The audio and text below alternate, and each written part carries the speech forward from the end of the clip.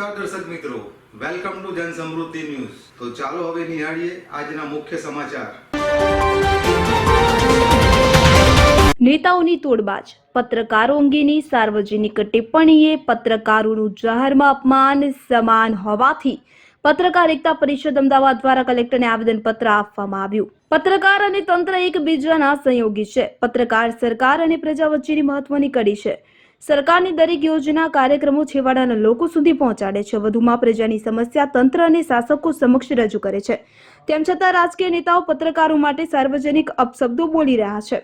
ત્યારે પત્રકાર એકતા પરિષદ ગુજરાતના પ્રદેશ અધ્યક્ષ લાભુભાઈ કાત્રોડિયાના આદેશથી આજ રોજ તારીખ 2/4/2025ના રોજ પત્રકાર એકતા પરિષદ અમદાવાદ શહેરના કાર્યકારી પ્રમુખ વિષ્ણુભાઈ પ્રજાપતિની આગેવાનીમાં કલેક્ટરશ્રીને રાજકીય નેતાઓ વિરુદ્ધ આક્રોશ પત્ર રૂપી આવેદનપત્ર આપવામાં આવેલ છે। આવેદનપત્ર આપતી વખતે અમદાવાદ શહેરના ઉપપ્રમુખ વસંતભાઈ બ્રહ્મભટ્ટ, કમલેશભાઈ પટેલ, પ્રવીણભાઈ સમારિયા, ગૌતમભાઈ બારોટ, પ્રદેશમાંથી કોકિલાબેન ગજ્જર, શિલ્પાબેન આહિર અને બીજા હોદ્દેદારોમાં હરીશભાઈ યાજ્ઞિક, રમેશભાઈ ઠક્કર, ખેમરતનભાઈ, બિલાલભાઈ લુહાર, નરેન્દ્રભાઈ યાદવ, રાજેન્દ્રભાઈ શર્મા, હિતેન્દ્રભાઈ ડોડિયા, દીપકભાઈ પટેલ, રાજુભાઈ વાળા, કેયુરભાઈ ઠક્કર, ભાવિનભાઈ ઓઝા, સંજયભાઈ ખમાર, દીપકભાઈ ખમાર, વૈશાલીબેન રાણા અને ઉર્વશીબેન ખલાસ ઉપસ્થિત રહ્યા હતા।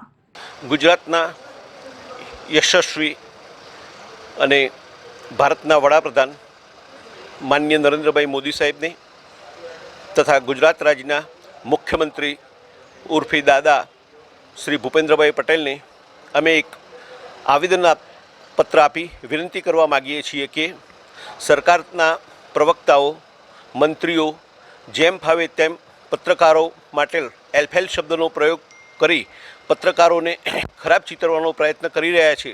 તેની સામે પત્રકાર એકતા પરિષદ ગુજરાત સખ્ત વિરોધ નોંધાવે છે અને આપના તરફથી એમને એવી સૂચના અને આદેશ આપવામાં આવે કે પત્રકારોને સાથે સન્માનજનક વર્તાવ કરવામાં આવે અને દરેક પત્રકાર તોડબાજ કે ખરાબ પ્રવૃત્તિ લેભાગુ વૃત્તિવાળો હોતો નથી।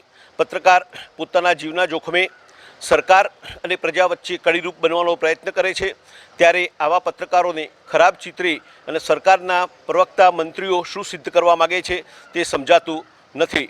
માટે અમે વડાપ્રધાનશ્રી અને મુખ્યમંત્રીશ્રીને વિનંતી કરીએ છીએ કે પત્રકારો સાથે સન્માનજનક વર્તન કરે તેવો તમે આદેશ અને સૂચના સરકારના પ્રવક્તા મંત્રીઓને આપો એવી અમારી માંગ છે। પત્રકાર એકતા પરિષદ જિંદાબાદ।